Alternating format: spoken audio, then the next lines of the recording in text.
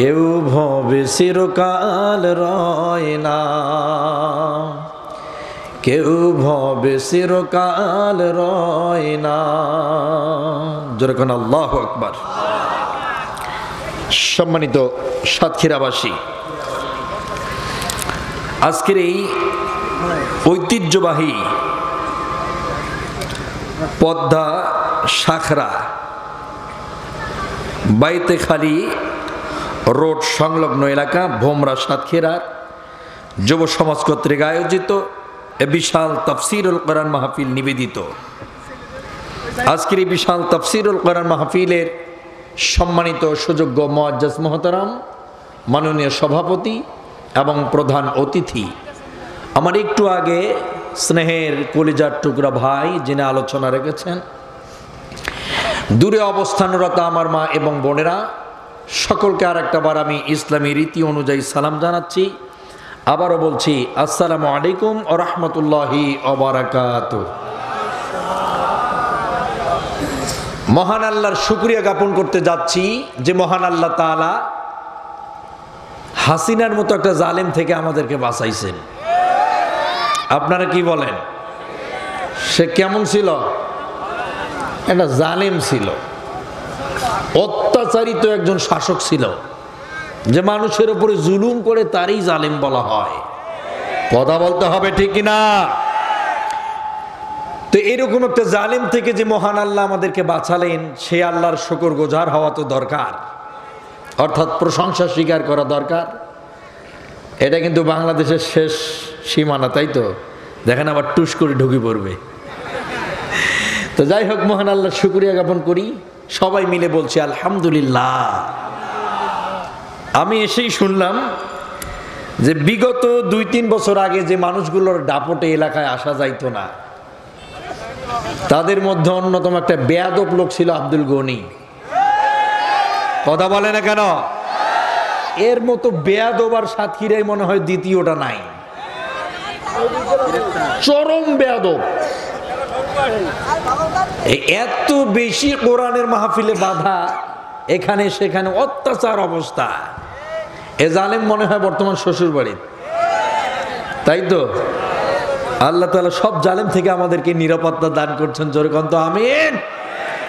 সম্মানিত বন্ধুগণ, আমরা একটু আগে কোরআনুল কারীম থেকে একটি আয়াতে কারিমা তেলাওয়াত করেছি। সেখান থেকে আমরা ব্যাখ্যামূলক আলোচনা এবং প্রেক্ষাপটের উপরে কিছু কথা বলার চেষ্টা করব ইনশাল্লাহ। বলেন ইনশাল্লাহ। তবে আলোচনা কিন্তু আজকে 2 দিনের আলোচনা হতে হবে। এই মাহফিলের জন্য আরও একদিন আমি আসছিলাম এই সাতক্ষীরায়, এসে আবার আপনার বাকাল ব্রিজ অর্থাৎ মেডিকেলের সামন থেকে আমি এসে ব্যাক হয়ে গেছি। আমাকে এখানে আসতে দেয়নি, এই ছেলেটা আমার সাথে দেখা করেছে এবং কথা বলেছে। সম্মানিত ভাইয়েরা, সেদিন যারা আমাদেরকে ব্যথা দিয়েছে, আজ তারা শ্বশুর বাড়িতে কিন্তু পাও ঝকায় বিড়ি খাইতেছে। কথা বলেন, কথা ঠিক কিনা? আল্লাহ পাকের খেলা দেখেন, আল্লাহর বিচার অন্যরকম বিচার। সম্মানিত সাতক্ষীরাবাসী, মহান আল্লাহ পাক বলেন ইয়াউমা নাদউ কুল্লা উনাসিম বিইমামিহিম ফামান উতিয়া কিতাবাহু বিয়ামিনি। বক্সগুলো বন্ধ করে দেন, সমস্যা। ফাউলাইকা ইয়াকরাউনা কিতাবাহুম ওয়ালা ইউযলামুনা ফাতিলা। মহান আল্লাহ পাক বলেন, স্মরণ করো সেই দিনের কথা যেদিন আমি প্রত্যেকটি দল এবং সে দলের নেতাগুলোকে ধরব। শোনা যায় না? আস্তাগফিরুল্লাহ। হ্যাঁ, শোনা যায় না? ও দিতে বলছে, তা দেন, যাতে আবার ওই দুমদাম না করে। ঠিক আছে, দেন। দিয়ে দেন যেহেতু আমার শ্রোতারাই মজা পায় সেখানে আমার কি আর করার, দিয়ে দেন। সম্মানিত ভাইয়েরা, মহান আল্লাহ পাক সূরা বনী ইসরাইলের ৭১ নম্বর আয়াতের মধ্যে জানিয়ে দিলেন, আমি প্রত্যেকটি দল এবং দলের নেতাগুলোকে ধরব এবং তাদের আমলনামা তাদের হাতের মধ্যে তুলে দেব, আর কারো প্রতি কোন রকম আমি জুলুম করব না। জোরে কোন আল্লাহু আকবার। মহান আল্লাহ পাকের বক্তব্য অনুযায়ী বোঝা গেল পৃথিবীর যত দল আছে সব দলের নেতাদের আল্লাহ ধরবে। বসেন, বৈশা যান। আইজাল আলী একটু বৈশা। সম্মানিত ভাইয়েরা, মহান আল্লাহ পাক বলেন অবশ্যই আমার কাছে দাঁড়াতে হবে। এই আয়াতের পরিপ্রেক্ষিতে বোঝা গেছে যে বাংলাদেশে যত দল আছে সব লিডারদেরকে আল্লাহ পাক ধরবে। কথা বলে না কেন? মহান আল্লাহ পাক যদি কিয়ামতের কঠিন দিবসে বঙ্গবন্ধুর বেটি হাসিনাকে ধরেন, আর যদি বলেন দুনিয়ার মানুষগুলোকে কোন পথে কিসের দিকে তুমি ডাক দিয়েছিলে বলো, উনি নির্ঘাত বলবেন ক্ষমতা আর পাওয়ারের জন্য ডাক দিয়েছি। শুধু চাই আমি ক্ষমতা আর পাওয়ার ছাড়া আমার কিছু লাগবে না। তোরা সব পড়ি মারা যা, আমার দেখার কোনো টাইম নাই। বাংলাদেশে সব মরে যা, আমার কোনো যায় আসে না। আমার চাই শুধু চেয়ার আর ক্ষমতা। কথা বলে না কেন? সম্মানিত ভাইরা, যে মহিলা নিজের পাওয়ার আর ক্ষমতাকে টেকিয়ে রাখার জন্যে নিজের বাপের আদর্শকে প্রতিষ্ঠা করাবার জন্য ডাক দিল, আর সেই ডাকের সাড়া দিয়ে যারা কর্মী হয়ে গেলেন, নেতা হয়ে গেলেন, তাদের পথে পথ পরিচালিত হয়ে সারাটা জীবন আপনি ব্যয় করে দিলেন, বলেন তো সেই মানুষ আসলে মরার পরে জান্নাতে যাওয়ার কথা না জাহান্নামে? কথা বলে না কেন? কেউ যদি বাপের আদর্শ প্রতিষ্ঠার জন্য ডাক দেয়, সেই ডাকে সাড়া দিয়ে আপনি কর্মী হয়ে যদি মরে যান, আপনি আসলে জান্নাতের কাজ করছেন নাকি জাহান্নামে যাওয়ার কাজ করছেন? সম্মানিত বন্ধুগণ, হাসরের ময়দানে মহান আল্লাহ পাক বিএনপির নেতাদেরকেও ধরবেন, ধরে বলবেন দেশ ও জনপদের মানুষগুলোকে কোন পথে ডাক দিয়েছিলেন বলেন। ওনারা যদি বলেন জিয়াউর রহমানের স্মরণে ভয় করি না মরণে, ওই পথে ডাক দিয়ে কর্মী বানায় যদি সেই পথে যদি মানুষগুলো চলতে গিয়ে মারা যায়, সেই মানুষগুলো এখন জান্নাত পাওয়ার কথা না জাহান্নামে। জাতীয়বাদী দল যেটাকে জোকার পার্টি আমরা বলি, মানে জাতীয় পার্টি, এর সাথকে ধরা হবে। মহান আল্লাহ পাক তাকে ধরে বলবেন দুনিয়াতে মানুষগুলোকে কোন পথে কোন মতে ডাক দিয়েছিলে বলো। সে বলবে আমার মতদর্শকে কায়েম করার জন্যে, আমার আদর্শকে প্রতিষ্ঠার জন্য ডাক দিয়েছিলাম। উনি সকালবেলা বলতো এক কথা, ৩টার দিক দিয়ে বলতো আর একটা কথা। বলে না কেন? সেই কথা শুনে যদি কেউ কর্মী হয়ে যায়, ওই পথে যদি কেউ জীবন যাপন করে, সেই পথে চলতে গিয়া যদি কেউ মারা যায়, তাহলে সেই মানুষটা জান্নাত পাওয়ার কথা নাকি জাহান্নামে? কথা বলে না কেন? সম্মানিত ভাইয়েরা, এই আয়াতের বক্তব্য হলো এই, প্রত্যেকটা দলের নেতাকে ধরা হবে। জামাতি ইসলামের নেতাকে ধরা হবে। বর্তমান যিনি লিডার ডক্টর শফিকুর রহমান সাহেব, মহান আল্লাহ পাক ওনাকেও ধরবেন, ধরে বলবেন ডক্টর সাহেব আপনি বাংলাদেশের মানুষগুলোকে কিসের জন্য ডাক দিয়েছিলেন বলেন? উনি নির্ঘাত বলে দিবে, আল্লাহর জমিনে দিন প্রতিষ্ঠার জন্য, একামতে দিন প্রতিষ্ঠার আন্দোলনে ডাক দিয়েছি। আমি কোরআনকে প্রতিষ্ঠার জন্য ডাক দিয়েছি। আমি ডক্টর শফিকুর রহমানকে প্রতিষ্ঠার জন্য ডাক দেই নাই।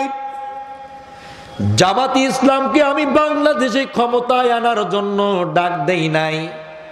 আমি ডাক দিয়েছিলাম দিন প্রতিষ্ঠা করাবার জন্য। কথা বলেন ঠিক কিনা?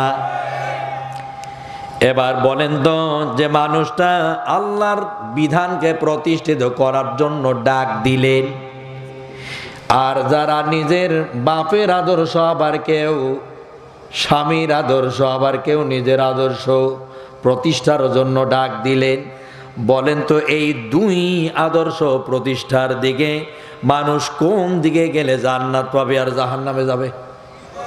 কোন দিকে? সম্মানিত ভাইয়েরা, এই বাংলাদেশটা 1971-এ স্বাধীন হয়েছিল। সেখান থেকে 2024 আবার আর একবার স্বাধীন করা হলো। এরই মধ্যে বাংলাদেশের প্রথম চিত্র থেকে এই পর্যন্ত বাপের শাসন দেখেছি, বেটিরও শাসন দেখেছি, স্বামীর শাসন দেখেছি, বউয়ের শাসন দেখেছি। ইরশাদ মামুর শাসন দেখা শেষ। আগামী দিন কোরআনের বাংলাদেশ। আমার প্রিয় ভাইয়েরা, আপনি যারে পেছনে সময় দেন না কেন, সব ধোঁকা দিয়ে আপনাদের বোকা বানাবে। কথা বলে না কেন? শুধু ভোটের সময় আসবে, ইমানদারের ভাব দেখাবে, আপনি মনে করবেন ওর মতো ইমানদার বুঝি আর কেউ নাই। ওরা বড় গলায় কয় কথা, রাতারাতি হয় নেতা। বড় গলায় কয় কথা, রাতারাতি হয় নেতা। আকাম কুকাম সব করিয়া গড়ে নেতা আস্তানা। আসলে সব পেট পূজায়ার এই ভোটটা নেওয়ার বাহানা।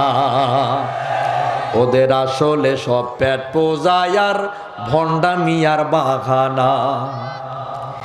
এই জনতার ভোট পাহিয়া নেতার যখন আসে জয়, তখন নেতার পাইতে দেখা জুতার তলা হয় যে ক্ষয়, স্যান্ডেলে তলা হয় যে ক্ষয়। সামান্য সিগনেচারের জন্য লাগে, সিগনেচারের জন্য লাগে লাখো টাকা নজরানা। আসলে সব পেট পূজায়ার ভোটটা নেওয়ার বাহানা। ওদের আসলে সব পেট পূজায়ার ভণ্ডামিয়ার বাহানা। ওরা মিষ্টি মিষ্টি কথা কইয়া সাজে ইসলামের সেবক, আবার ওই দাবিতে নামলে মিছিল লাঠি চালায় বেধরক, লাঠি চালায় বেধরক।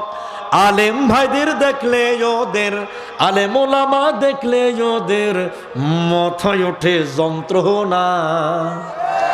আসলে সব পেট পূজায়ার ভোটটা নেওয়ার বাহানা। ওদের আসলে সব পেট পূজায়ার ভণ্ডামিয়ার বাহানা। ওরা শুধু বাহানা করে ভোট দিবে, ভোট নেওয়ার পরে বাটি সালা দিয়ে ওদের খুঁজে পাওয়া যাবে না। কথা কয় না কেন? ঠিক না বেঠিক? এই হলো নেতা। বারবার বাংলাদেশে আমাদেরকে ধোঁকা দিয়ে এরা বোকা বানিয়ে চলেছে।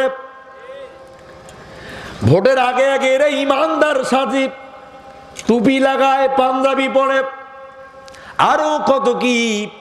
5 ওয়াক্ত নামাজের বেলায় দেখা যায় 10 ওয়াক্ত এরা পড়ে নেয়, যাতে মানুষ ভোট দেয়, ইমানদারের ভাবটা প্রকাশ পায়, মানুষ যাতে বুঝতে পারে যে এটা ইমানদার। অথচ যখন আপনার ভোট পেরিয়ে যায়, ক্ষমতার চেয়ারটা যখন তার দখল হয়ে যায়, তখন সে ইসলামের কাপন পড়াইয়া দাপন করে দেয়। এরাই তো 16-17 বছর চালাইলো। কেন কোরআনের মাহফিল গুলোতে 140 কেন জলঢাকা থেকে এসে বাকাল ব্রিজ থেকে আমাকে ব্যাক করে যেতে হয়?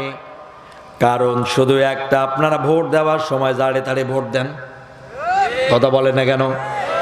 দেখে শুনে ভোট দিতে হবে। পরিষ্কার কথা হলো, বুঝে শুনে সমর্থন করা লাগবে। যদি ইমানদার থাকে কেউ, তাকেই সমর্থন দিতে হবে।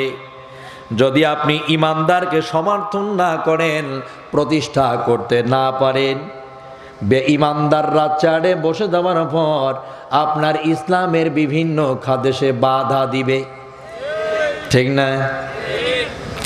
সম্মানিত ভাইয়েরা, মহান আল্লাহ পাক বলেন, এজন্য আমি নেতাদেরকে ধরব হাসরের ময়দানে। কোন নেতা বাঁচতে পারবে না। আমার প্রিয় ভাইয়েরা, এই নেতাদের জীবনেও আমি দেখলাম না যে কোনো মঞ্চে উঠে বললো, বাবারা তোমরা ঠিক মতো নামাজ আদায় করবা, বলছে নাকি?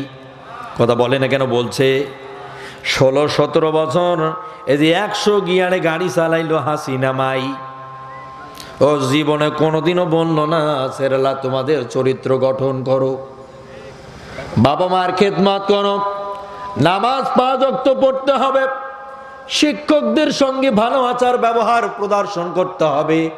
এটা কখনো বলে নাই, বরং সে বারবার বলেছে যারা নামাজ পড়বে এরা জামাত শিবির, ঠিক না বেঠি?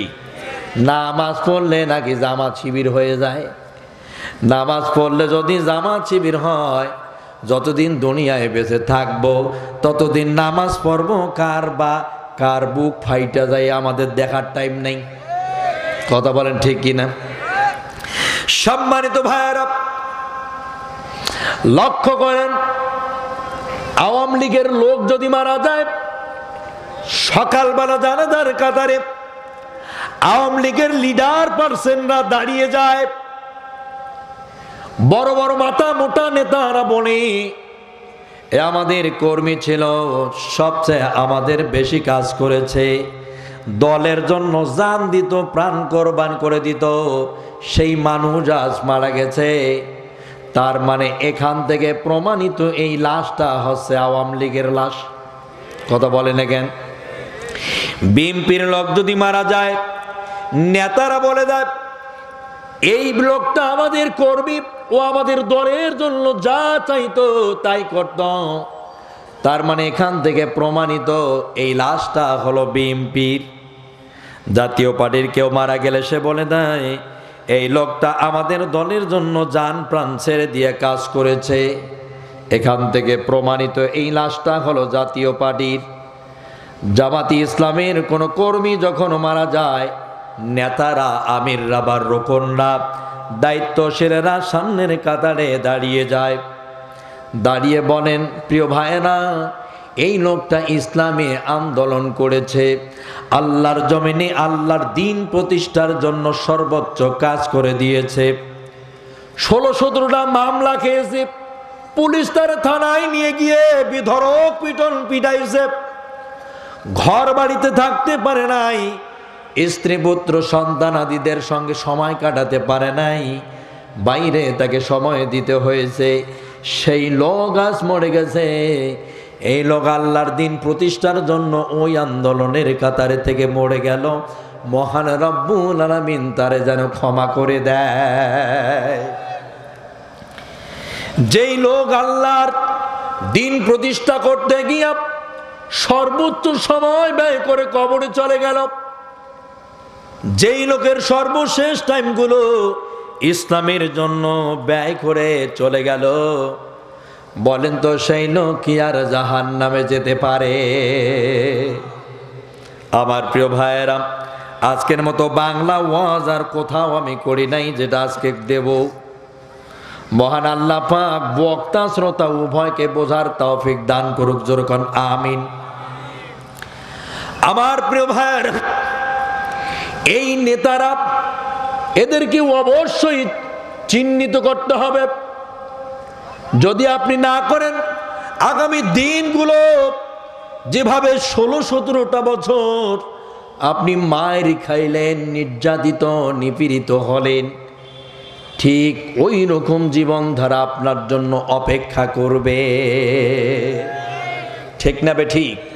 মানে যেই লাউ সেই কদু যদি আবার হয়, মায়ের কিন্তু কপালে আবার আছে। কি আছে? মায়ের আছে আবার কপালে। সম্মানিত ভাইয়েরা, একবার মুসা আলাইহিস সালাম আল্লাহ তাআলাকে বলেছিল, আল্লাহ,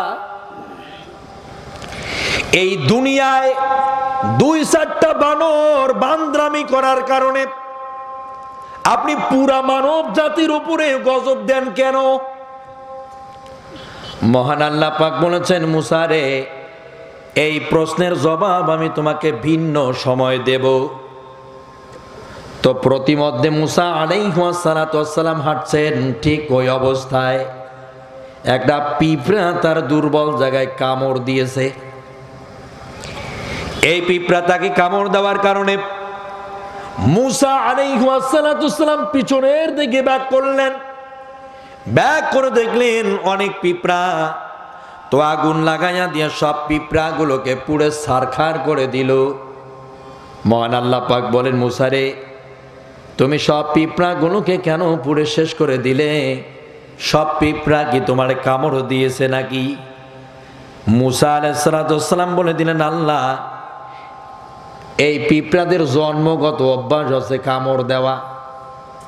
আল্লাহ বলেন, সবগুলো কি তোমার কামড় দিয়েছে নাকি? মুসা বললেন, না, একটা কামড় দিয়েছে। আল্লাহ বললেন, সবগুলোকে পুড়ে দিলে কেন? মহান আল্লাহ পাক বলেন, ওর জাতি গোষ্ঠী সব শেষ করে দেবো। ঠিক ওই রকম এই বিগত সময়গুলো চিন্তা হতো আর টেনশন হতো, দুনিয়ায় নাকি আল্লাহর গজব আসার পরে মহান আল্লাহ ওই জালেমদের মতো যারা তাদের সবগুলোকে শেষ করে দেয়, তা কবে দিবে, কোন দিন পতন হবে, এই টেনশনে কিন্তু ঘুম আসতো না। এমন একটা সময় এসে গেল, মুরগির বুড়ানি আন্ডা বাচ্চা সব পলাইয়া গেল। চিন্তা করছেন আমার প্রিয় ভাইয়েরা?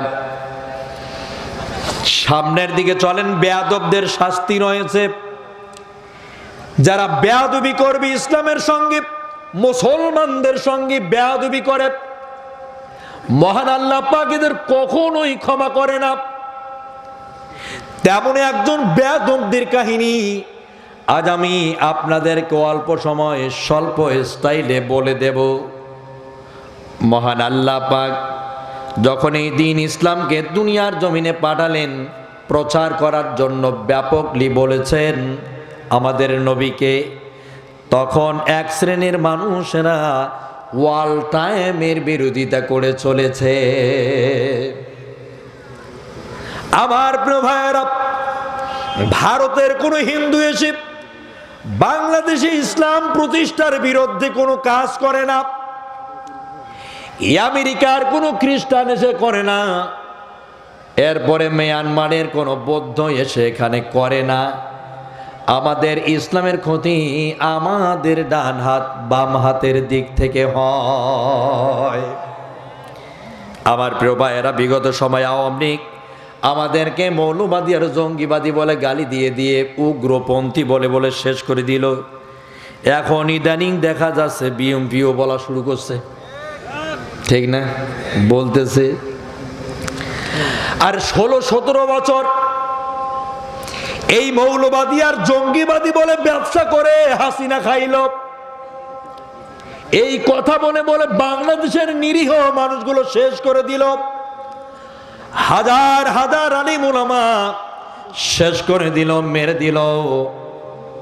আজ যারা ভারতের দালালি করে মুসলমান আলেমদেরকে যারা মৌলবাদী বলে, হিন্দুদেরকে খুশি করে চেয়ার দখল করাবার জন্য যারা পায় তারা খুঁজতেছে, পরিষ্কারভাবে বলে দিলাম, 16 বছর পরে যদি হাসিনার পতন হয়ে যায়, আগামী বেশি দিন লাগবে না আপনাদেরও পতন হতে। সম্মানিত ভাইয়েরা, বেয়াদবদের শাস্তি আল্লাহ পাক বিভিন্ন ভাবে দিয়ে থাকেন। মক্কায় দিন প্রচার হচ্ছে, মক্কার বাইরে থেকে এই দিন এই ইসলামের বিরোধিতা করার জন্য এক শ্রেণীর মানুষেরা ব্যাপক মক্কায় কাজ করত এবং মক্কার বাইরেও তারা কাজ করে যেত। তাদের মধ্যে অন্যতম হলো আবু রাফে নামে একজন কাফের। এর বাসা হলো মক্কার বাইরে, এর বাসা হচ্ছে হিজাজের ভিতর। ও মক্কার ভিতরে আসতো, প্রায় প্রতিদিন নবীদের বিরুদ্ধে ব্যাপক প্রচার ও প্রসার সে করে বেড়াতো। কাটে বাকলে চামড়ায় দেয়ালে বিভিন্ন জায়গায় আমার নবীজির বিরুদ্ধে লেখা হতো। কেউ জানতো না, কিন্তু দুজন সাহাবী আব্দুল্লাহ ইবনে আতিক রাদিয়াল্লাহু তাআলা আনহু বুঝতে পেরেছেন যে এই কাজগুলো তারা ওই হিজাজের ভিতর থেকে এসে মক্কায় করে যায়। এজন্য আতিক রাদিয়াল্লাহু তাআলা আনহু বেয়াদবের শাস্তি দেওয়ার জন্যই রাসূলুল্লাহর সামনে চলে গেলেন, গিয়ে উপস্থাপন করলেন, ইয়া রাসূলুল্লাহ সাল্লাল্লাহু আলাইহি ওয়াসাল্লাম, আপনার ইসলামের বিরুদ্ধে দিন যাতে প্রতিষ্ঠা হতে না পারে সেই জন্যে মক্কার বাড়িতে হিজাজ থেকে এসে বিরোধিতা করে যায়। আপনি টের পাচ্ছেন না, তবে আমি বুঝতে পেরেছি অনুমতি যদি আপনি দেন তাহলে অনুমতি হলেই আমি তার গর্দান থেকে মাথাটা আলাদা করে দেব। ইয়া রাসূলুল্লাহ, আমাকে পারমিশনটা শুধু দেন। আল্লাহর হাবিব জনাবে মুহাম্মদুর রাসূলুল্লাহ সাল্লাল্লাহু আলাইহি ওয়াসাল্লাম ঘোষণা করে দিলেন, সাহাবী আতিকরে, এখনো সে সময় আসেনি, মাত্র 40-এর বেশি তোমাদের সাহাবীদের সংখ্যা হয়নি। এই 40 জন সাহাবী দিয়ে তোমরা কখনো ইসলামের বিপক্ষে যারা কথা বলে বা কাজ করে এদের তোমরা কখনো থামায় দিতে পারবা না। যদি এই আগুন মক্কা আর মদিনার চতুর্দিকে মুশরিক আর কাফের বেঈমানগুলো শুরু করে দেয়, তাহলে মক্কার কঠিন এক দুর্বার আন্দোলন শুরু হয়ে যাবে, থামা যাবে না। একই প্রশ্ন প্রায়, ইয়া রাসূলুল্লাহ, শুধু পারমিশনটা দেন, পারমিশন দিলেই এই বেয়াদবের কিভাবে শাস্তি দেওয়া যায় সে ব্যবস্থা নেওয়া হবে। রাসূলুল্লাহ দ্বিতীয় এবং তৃতীয়বার স্পষ্টভাবে জানিয়ে দিলেন, ঠিক আছে, পারমিশন দিলাম। যারা দিন প্রতিষ্ঠার প্রকাশ্য দিবালোকে বিরোধিতা করে, ইসলামের বিরুদ্ধাচরণ যারা করে, অবশ্যই তোমরা তাদেরকে পাকড়াও করো। জোর কর মারহাবা। পাকড়াও করার নির্দেশ দেওয়া হয়েছে। রাসূলুল্লাহ সাল্লাল্লাহু আলাইহি ওয়াসাল্লাম যখন বললেন যে এর সঙ্গে সঙ্গে 6 থেকে 7 জন সাহাবী মক্কার বাইরে তারা চলে গেলেন হিজাজের দিকে। আমার প্রিয় ভাইরা, এমন সাহাবীদের মতো মানসিকতা যদি আজ বাংলাদেশে আমাদের হতো, শুধু ওয়াজের মাঠ গরম করা নয়, 64টা জেলায় 64টা মানুষ গর্জন দিয়ে উঠত, পুরো বাংলাদেশের মুশরিক আর কাফের গুলো থর থর করে কেঁপে উঠত। কিন্তু আমরা শুধু পারি না, আমরা শুধু বলি, সেমিনার করে প্র্যাকটিক্যালে করতে হবে, বাঘের মতো দাঁড়াতে হবে, প্রতিবাদ ও প্রতিকার করাবার মতো সাধ্য ক্ষমতা ঈমান থাকা লাগবে। কথা বলে না কেন? সম্মানিত ভাইয়েরা, সম্ভবত আপনাদের কষ্ট হইতেছে নাকি? তো এই যে উঠাউঠি, নাকি শীত পড়তেছে, ঠান্ডা হইতেছে, ঠান্ডা হচ্ছে? সম্মানিত ভাইয়েরা, লক্ষ্য করেন, আজ আমি যে হাদিসটাকে শোনাচ্ছিলাম, এই হাদিসটা না বললে তো আমি প্রেক্ষাপটে কথা বলতে পারবো না। এজন্য আমাকে আগে কথাগুলো নিয়ে আসতে হচ্ছে। বাংলাদেশ যখন কোনো কর্মকাণ্ড শুরু হয়ে যায় সামনের দিকে, তখন হাসিনা এসে বলে দেয় 1971-এ আমার বাপকে হত্যা করছে, আমার ভাইকে মারছে, এই কথা বলে নাকের পানি চোখের পানি একাকার করে দেয়। কথা বলে না কেন? ঠিক না বে ঠিক? আর যখন বাংলাদেশের মানুষগুলোকে প্রকাশ্য দিবালোকে হত্যা করে, দেশের আলেমদেরকে ফাঁসি দিয়ে হত্যা করে দিল, বিডিআর পিলখানায় হত্যাকাণ্ড করে দিল, শাপলা চত্বরে যখন হাজার হাজার আলেমদেরকে পাখির মতো গুলি করলো, তখন এই প্রসঙ্গগুলো আসলে বলে এগুলো কিছুই হয় নাই। কথা বলছে না কেন? এগুলো নাকি কিছুই হয় নাই। আমার প্রিয় ভাইরা, লক্ষ্য করুন, বাবার ভাইয়ের বিচার যদি বাংলাদেশে 50 এবং 52 বছর পরে করতে পারেন ট্রাইব্যুনাল গঠন করে, তাহলে মনে রাখবেন বিডিআর পিলখানার হত্যাকাণ্ড আর শাপলা চত্বর আর যে আলেমদেরকে ফাঁসি দিয়ে আপনি হত্যা করলেন, এগুলোর বিচার অবশ্যই এই বাংলার মাটিতে হবে। বর্তমান যারা বাংলাদেশে ক্ষমতা চালাচ্ছে,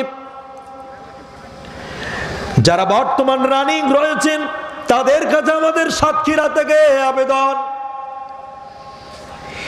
এই মেয়ে যেখানেই যাক না কেন, ভারত অথবা ইউরোপ আমেরিকা যেথায় থাক না কেন, তাকে ইন্টারপোলের মাধ্যমে বাংলাদেশে নিয়ে আসা হোক।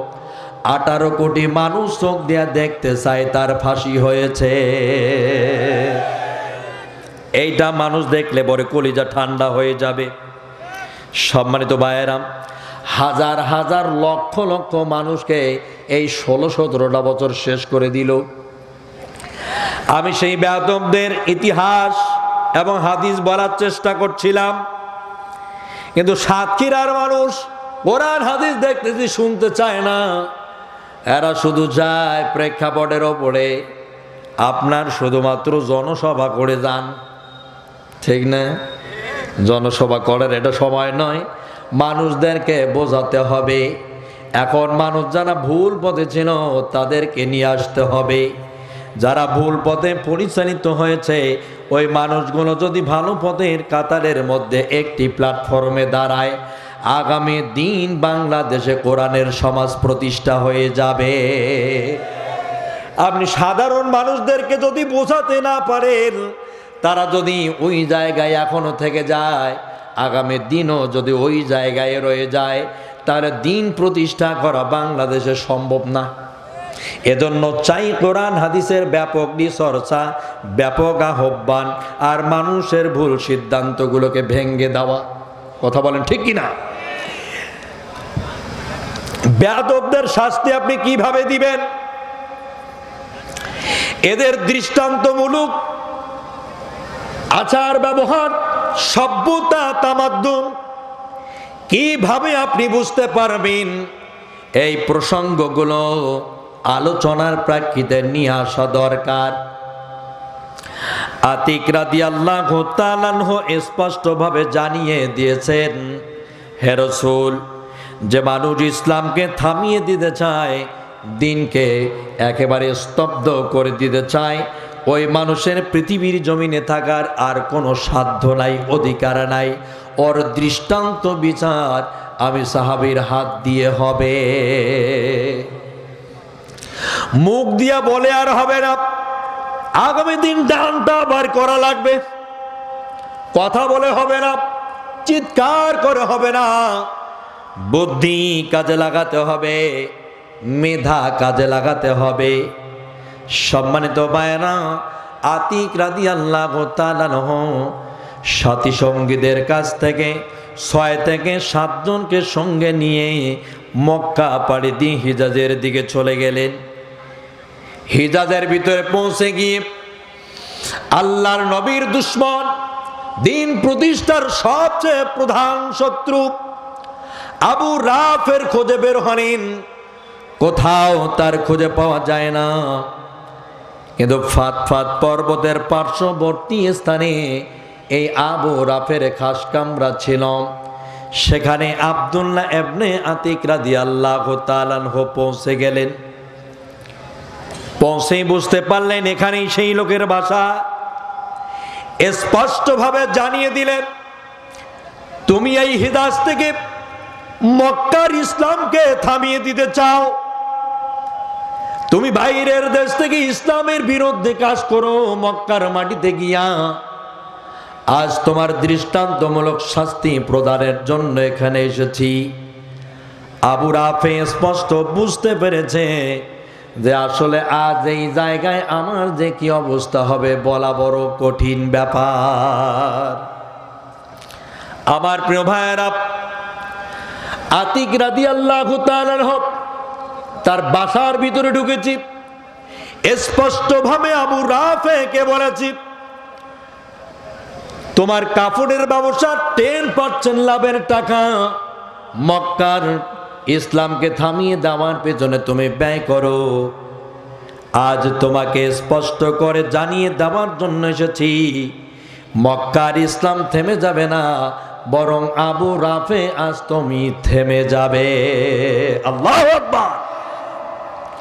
সম্মানিত ভাইয়েরা, এরকম যদি যারা ইসলামের প্রকাশ্যে বিরোধিতা করে ওদের সামনে গিয়ে যদি দাঁড় হওয়া যায় আর বলা যায় ইসলামকে ইতি করার আগে তোমাকে ইতি করে দেওয়া হবে, ইসলামকে থামিয়ে দেওয়ার আগে তোমাকে থামিয়ে দেওয়া হবে, ইসলামের জন্য বেঁচে থাকা, ইসলামের জন্য মরে যাওয়া, ইসলামের জন্য কথা বলা, ইসলামের জন্য সব কিছু করা,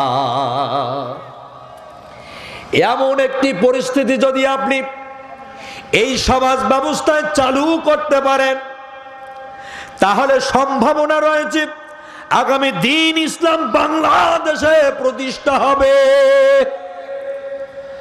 আর যদি আপনি না পারেন, শুধু ওয়াজ আর মসজিদ, শুধু মাঠ, শুধু এলাকা, শুধু গ্রামগঞ্জ, শুধু আপনার এই জায়গাটায়, এর বাইরে যদি আপনি এই আরদের ওপরে, জমিনের ওপরে যদি আপনি করতে না পারেন, এমন একটা সমাজ বর্তমান সামনে এসেছে আল্লাহর দিন প্রতিষ্ঠা করার জন্য মোক্ষম সুযোগ। এটা যদি আপনি কাজে লাগাতে না পারেন তাহলে আগামী 100 বছরও 50 বছরও সম্ভব হবে না। কথা বলে না কেন? এমনও মানুষ আছে, ইসলাম কি আদৌ বাংলাদেশে কায়েম হবে? তারা বলে ইসলাম কি জীবনে কখনো বাংলাদেশে আসবে? ওদের ধারণা হলো ইসলাম আসবে না, ইসলাম প্রতিষ্ঠা হবে না, ওদের চিন্তা হলো এইটা। অথচ বাংলাদেশের মানুষ যদি একটি প্ল্যাটফর্মে দাঁড়িয়ে যায়, সব ইসলামী দলগুলো যদি একটি কাতারে দাঁড়িয়ে যায়, তাহলে অবশ্যই আল্লাহর দিন প্রতিষ্ঠা হবে।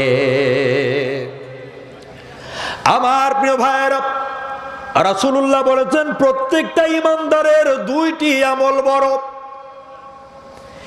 নাম্বার 1 হলো আইউল আমালি ওয়ালা আল ঈমানু বিল্লাহ, আল্লাহর প্রতি ঈমান আনা।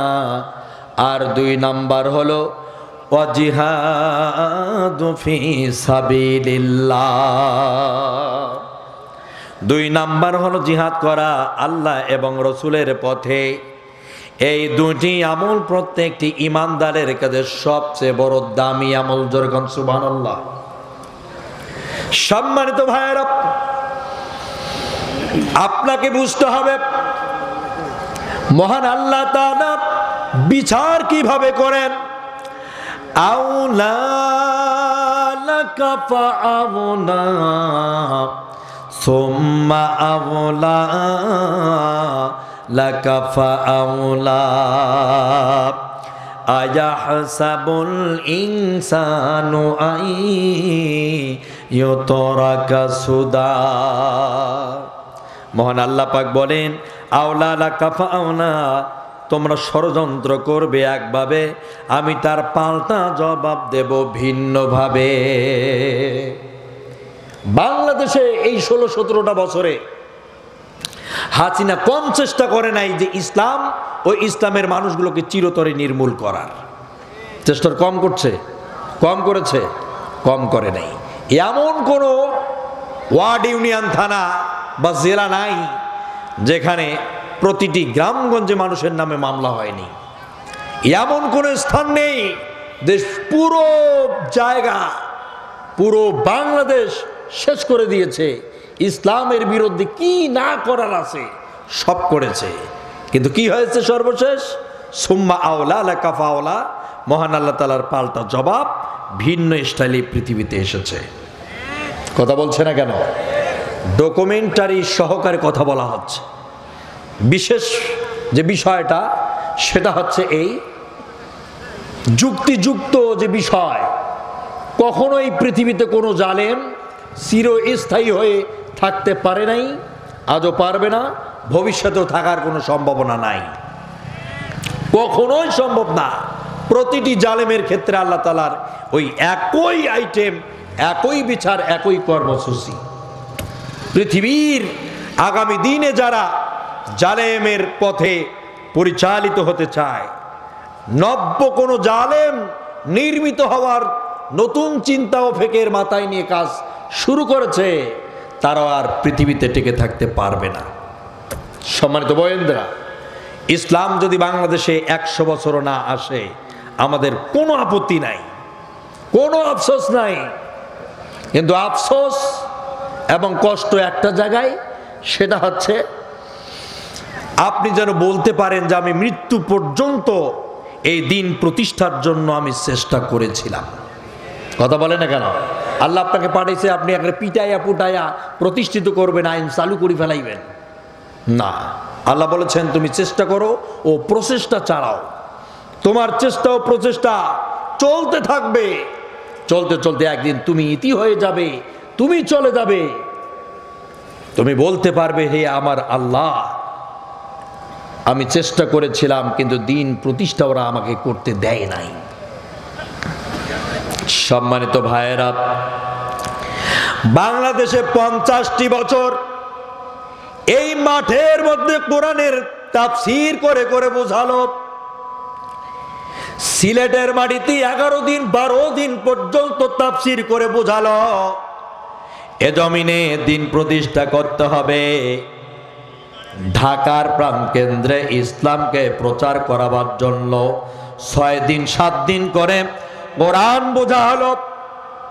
বাংলাদেশের প্রায় প্রতিটি অঞ্চলে যার কথা হয়েছে, প্রতিটি ময়দানে একই বক্তব্য দেওয়া হলো, শান্তি যদি পেতে হয়, নিরাপত্তাহীনতায় যদি না ভুগতে চাও, আরামে যদি ঘুমাতে চাও, তাহলে ইসলাম প্রতিষ্ঠা করে বাংলাদেশে দেখাও। শুধু এই কথাটার কারণে আমাদের দেশের প্রখ্যাত আলেমকে জান দিতে হয়েছে, আমাদের দেশের আলেমদেরকে মায়ের খাইতে হয়েছে, আমাদের দেশের ওলামাদেরকে ফাঁসিতে যেতে হয়েছে, আমাদের দেশের আলেম সভ্যতাকে মৃত্যুদণ্ডে দণ্ডিত হতে হয়েছে শুধু একটা কাজের জন্য, সেটা হলো দিন ইসলামকে প্রতিষ্ঠা করো। এ কথাটা বলা অপরাধ মনে করেছে। আবার প্রিয় ভাইয়েরা, সাতক্ষীরাবাসী বুঝতে হবে, 5টা মানুষও যদি থাকে, এরপরেও আমি আমার কথা বলবো। আপনার যদি মন না চায়, ইচ্ছে যদি না হয়, আপনি চলে যেতে পারেন, কোনো সমস্যা নাই। সম্মানিত ভাইয়েরা, মহান আল্লাহ পাক ইমানদারদের ওপরে কিছু ট্রেনিংকে ফরজ করে দিয়েছেন, কিছু প্রশিক্ষণকে ফরজ করে দিয়েছেন।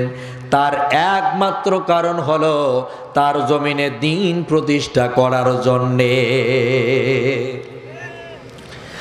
আপনি যদি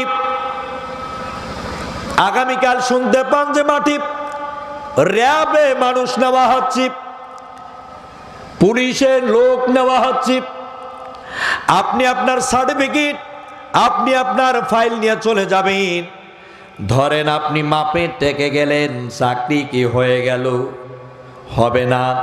6 মাস আপনাকে ট্রেনিং করা লাগবে, প্রশিক্ষণ দিতে হবে, আপনাকে গুলি করার শিক্ষা দেওয়া হবে, ঢাল ব্যবহার করার শিক্ষা দেওয়া হবে, এরপরে শত্রুপক্ষকে ঘায়েল করার মতো মেধা ও বুদ্ধি আপনার থাকতে হবে, এরপরে লাইফ রেড করার মতো আপনাকে ট্রেনিং দেওয়া হবে, বুক ডান করার শিক্ষা দেওয়া হবে, সব কিছু করার পরে আপনাকে বলা হবে যে আপনি আজ থেকে চাকরিতে নিয়োগ পেয়ে যাবেন।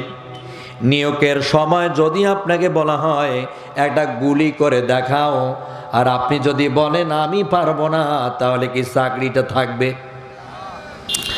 আপনাকে যদি বলা হয় 6 মাস ঢাল ধরা শিক্ষা দিলাম, ট্রেনিং দিলাম, ধরে দেখাও, আপনি যদি বলেন না আমি পারবই না, চাকরি থাকবে? আপনার জীবনে যে নামাজ দেওয়া হলো, যাকাত দেওয়া হলো, আপনাকে হজ দেওয়া হলো, আপনার জন্য রোজা দেওয়া হলো, এগুলো সব হচ্ছে ট্রেনিং, এগুলো সব হচ্ছে প্রশিক্ষণ। এগুলো দেওয়ার একমাত্র একটা কারণ আছে, একটা কাজ আল্লাহ পাক দিতে চান, একটা ব্যবসা করতে বলেন, একটা চাকরি দিতে চান। সেই চাকরিটা হলো তুমিনুনা বিল্লাহি ওয়া রাসূলিহি ওয়া তুজাহিদুনা ফি সাবিলিল্লাহ। একটা কাজ দিতে চায়, এজন্য তোমাকে নামাজ পড়তে বলল, যাকাত দিতে বলল, হজ করতে বলল, রোজা রাখতে বলল, শুধু একটা কাজের জন্য। সে কাজটা হচ্ছে আল্লাহর জমিনে আল্লাহর দিনটাকে প্রতিষ্ঠিত করাবার জন্য এত কিছু দেওয়া হলো। সেই দিন প্রতিষ্ঠা না করে যদি তুমি শুধু 2-4টা সেজদা দিয়া বলো যে আমার মতো ইমানদার আর কে আছে, তাহলে আপনার আসল কাজ করা হলো না। তাহলে বলেন আপনার কাজ কি করা হলো? হয়েছে? আপনি কি মূল কাজটা করা হলো? আপনার মূল কাজ কি ছিল? আপনার আসল কাজটা কি ছিল? আপনার কাজ ছিল দিন প্রতিষ্ঠা করা। দিন প্রতিষ্ঠার কথা বললে আপনার গায়ে শরীরে জ্বর চলে আসে, আপনার মাথা গরম হয়ে যায়, আপনার মেজাজ গরম হয়ে যায়। আর যদি শুধু নামাজ, রোজা, হজ, যাকাতের কথা বলে আলোচনা করে শেষ করে দেওয়া হয়, তখন আপনি মনে করেন সবচেয়ে বড় ভালো কাজের ওয়াজই হুজুর করেছে। কিন্তু দিন প্রতিষ্ঠা একটি মুমিনের সবচেয়ে বড় কাজ। এই কাজটার জন্য মহান আল্লাহ পাক এই পৃথিবীর জমিনে 1 জন 2 জন না, প্রায় 1 লক্ষ মতান্তরে প্রায় 2,24,000 নবী আর রসুলকে আল্লাহ পাঠিয়েছে। প্রত্যেকটা নবীর সঙ্গে এই যুগের জালেমদের লড়াই হয়েছে। আদমের সঙ্গে শুধু হয়নি, নূহের সঙ্গে হয়েছে। নূহ যখন এই সমাজ ব্যবস্থা কায়েম করার চেষ্টা করেছে, তার সময়ের জালেমরা নূহকে ধরেছে, পিটাইয়েছে, রক্তাক্ত করে দিয়েছে, রক্ত প্রবাহিত হয়েছে। কম্বল দিয়ে মুড়িয়ে পেঁচিয়ে তাকে পাহাড়ের পদদেশের ভিতরে ঢুকিয়ে দিয়েছিল যারা এই যুগে আলেম ওলামাদেরকে দিন প্রতিষ্ঠার জন্য হত্যা করেছে, ঠিক তারা। ওই সময় মূসা হক প্রতিষ্ঠার জন্য চেষ্টা করেছিল,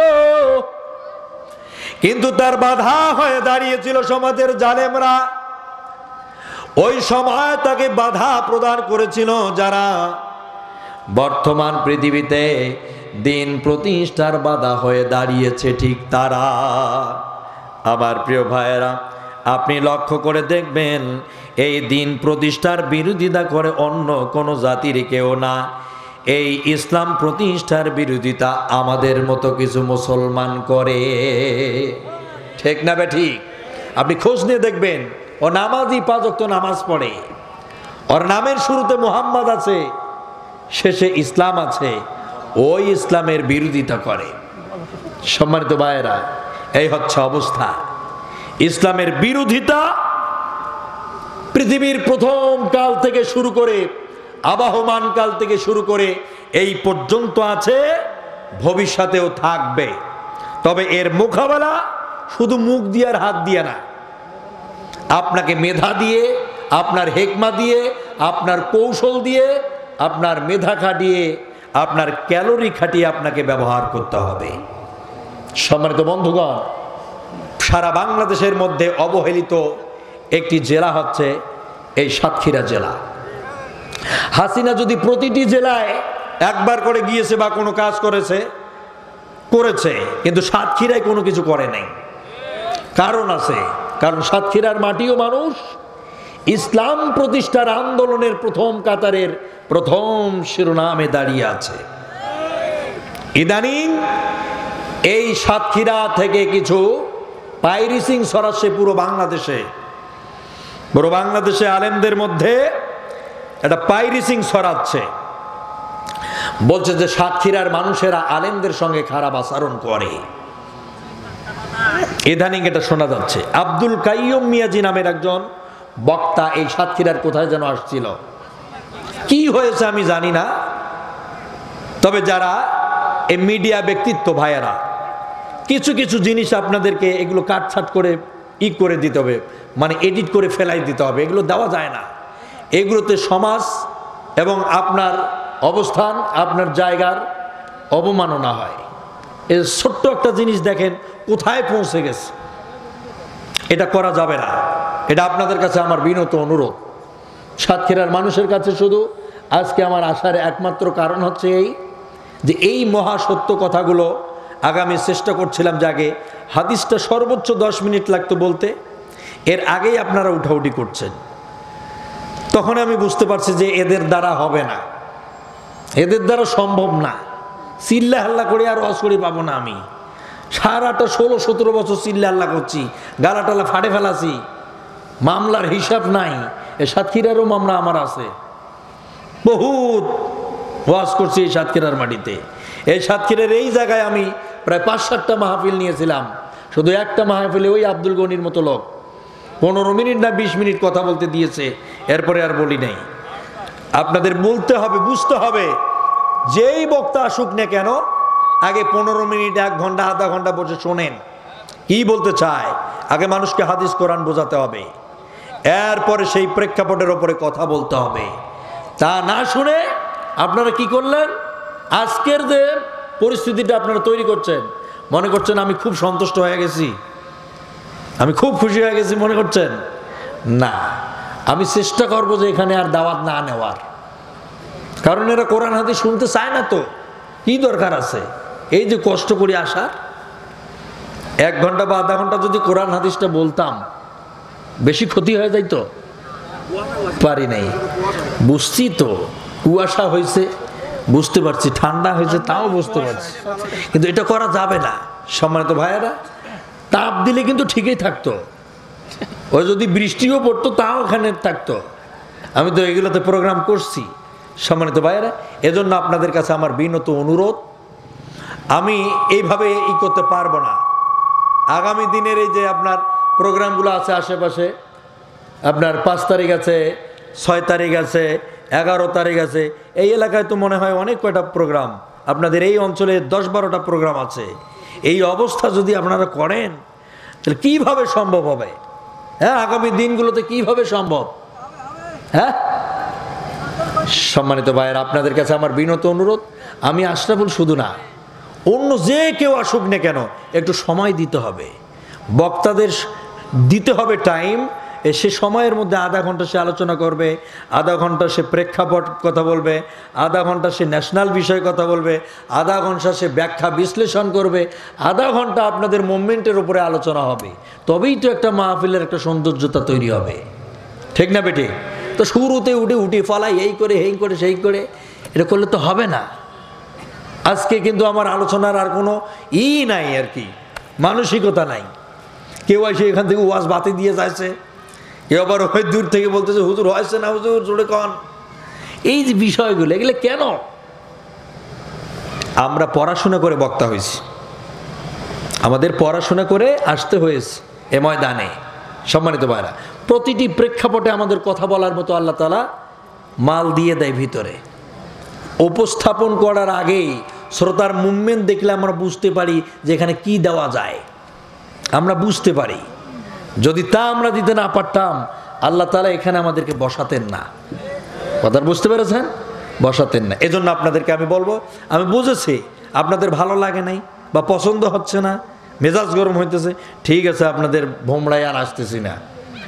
আর যারা দাওয়াত দিয়েছেন সব এগুলো মাইনাস করে দিবেন গতকালকে, আগামীকালকে, সব মাইনাস করে দিবেন, আর কোনো দাওয়াতে আসবো না। এমন পরিস্থিতি হলে তো আর ওয়াজ হবে না, কথাবার্তা হবে না, আলোচনা হবে না, আমারও ভালো লাগবে না। আমি আজকে মনে করছেন যে সারা রাত ঘুমাইতে পারবো?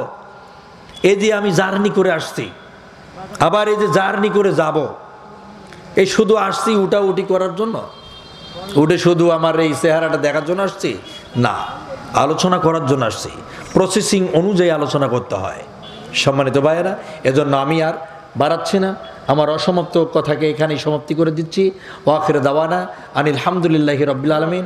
বাকি যে হাদিয়া আছে এটাও আমাকে আর দিতে হবে না, যেহেতু আমার সঙ্গে ভালো আচরণ তারা দেখাইতে পারে নাই। ঠিক আছে, নেব না। ওকে, ওয়াখির দাওয়ানা আনিল হামদুলিল্লাহি রাব্বিল আলামিন। আসসালামু আলাইকুম ওয়া রাহমাতুল্লাহ। জি, এক্ষণে মুনাজাত। আল্লাহুম্মা আমিন। রব্বানা যালামনা আনফুসানা ওয়া ইন লাম তাগফির লানা ওয়া তারহামনা লানাকুনান্না মিনাল খাসিরিন। রব্বুল আলামিন, আল্লাহ তাআলা সাতক্ষীরার মধ্যে এসেছি। রব্বুল আলামিন কোরআনুল কারীমের মাত্র একটি আয়াতে কারিমা থেকে আলোচনা করার শুরুতেই রব্বুল আলামিন পরিস্থিতির অবনতি ঘটলেই পরে আল্লাহ তাআলা এই পর্যন্ত চলে এসেছি। যতটুকুন সন্তুষ্ট চিত্রে আপনি সওয়াব দান করবেন, সোনার মদিনা নবীজি রওজা মোবারকে পৌঁছিয়ে দাও। আল্লাহ তাআলা নবীজিকে কেন্দ্র করে তামাম পৃথিবীর কুল্লুল মুমিনিন মুমিনা, শহীদ সালেহীন, বুজুর্গানে দিন, আইম্মায়ে মুস্তাহিদিন, খোলাফায়ে রাশেদিন, 1 লক্ষ মতান্তরে প্রায় 2,24,000 নবী রসুল আর গাউস কুতুব ওলি আল্লাহ, পীর মাশায়েখ, বুজুর্গ, আলেম, ওলামা, মুসলমান নর নারীরা যারা দুনিয়ার থেকে চিরবিদায় নিয়ে গহীন অন্ধকারে চলে গেছেন, ও আল্লাহ তাদের সকলের আনুয়া মুবারক আজকের সওয়াবগুলো পৌঁছিয়ে দাও। আল্লাহ তাআলা বিগত 2-3টি বছর হবে এই ময়দানে আমার দাওয়াত ছিল, জালেম জুলুম করে আল্লাহ তাআলা নিপীড়িত করে এই ময়দান আমাকে উঠতে দেয়নি। আল্লাহ তাআলা তুমি তাদের বিচার করেছো। আল্লাহ তাআলা তাদের আমরা ধ্বংস চাই না, ওদের হেদায়েত চাই, ওরা যাতে ওদের ভুলগুলো বুঝতে পারে। আল্লাহ ওই ভাইদেরকে ইসলামের জন্য তুমি কবুল করে নাও। আল্লাহ তাআলা যে যুবকগুলো অজস্র কষ্ট করেছে, মাথার ঘাম পায়ে ফেলেছে, কিচ্ছু দিতে পারলাম না, পরিস্থিতির ওপরে আলোচনা হয়। এ তো তুমি ভালো জানো, লা ইলমা লানা ইল্লা মা আল্লামতানা ইন্নাকা আনতাল আলিমুল হাকিম। ও মহান মালিক, যতটুকুন বলার মতো তৌফিক দান করেছো, এর বাইরে যাওয়ার আমার কোনো সাধ্য নাই। রব্বুল আলামিন দয়া করে আজকের এই সংক্ষিপ্ত আলোচনার বিবরণ বক্তা এবং শ্রোতা উভয়কে আমল করার তৌফিক দান করে দাও। দেখেছি স্বামী স্ত্রীর শাসন দেখেছি, সব নেতার আদর্শ প্রতিষ্ঠা করা দেখেছি, কিন্তু কোরআন দিয়ে সমাজ ব্যবস্থা চালু হওয়া এইটা আমরা দেখি নাই। তোমার নবী বলেছেন কোরআন দিয়ে নাকি সমাজ পরিচালিত হলে দুর্নীতি থাকে না, অনাচার থাকে না, সেখানে জেনা, ব্যভিচার, ধর্ষণ এগুলো হয় না, মানুষ সুখে থাকে, আরামে ঘুমাতে পারে। এই সমাজ ব্যবস্থা দেখি নাই, ইহা দেখে মরার মতো তৌফিক দান করে দিও। আল্লাহ তাআলা বাংলাদেশে বিশেষ করে রব্বুল আলামিন কোরআনী সমাজ ব্যবস্থা দান করে দাও।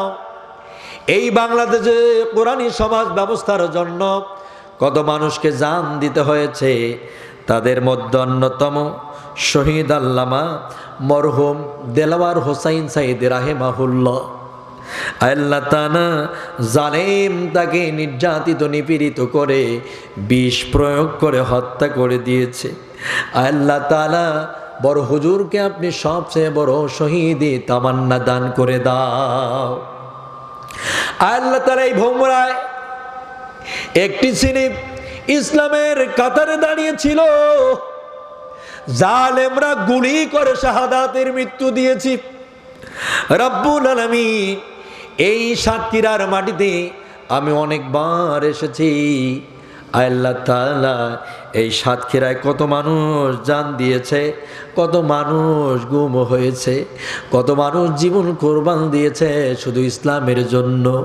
আল্লাহ কিছু না বুঝলেও অন্তত এইটা বোঝার মতো তৌফিক দান করে দাও যে ইসলাম ছাড়া শান্তি আসবে না, ইসলাম ছাড়া নিরাপত্তা হবে না। এই ইসলাম প্রতিষ্ঠা করতে হবে, সেই মানসিকতা বাংলাদেশের মানুষকে দান করে দাও। আল্লাহ তাআলা মা বোনেরা এসেছেন, তাদের জন্য কিচ্ছু বলতে পারলাম না। রাব্বুল আলামিন দয়া করে তাদের ওপরে মেহেরবানি করে আল্লাহ তাআলা তুমি তাদের ওপরে রহমত দান করে দাও। আল্লাহ তাআলা আমাদের পিতামাতা যাদের মারা গেছে আল্লাহ তাআলা কবরগুলোকে রাজুল জান্নাহ বানিয়ে দাও।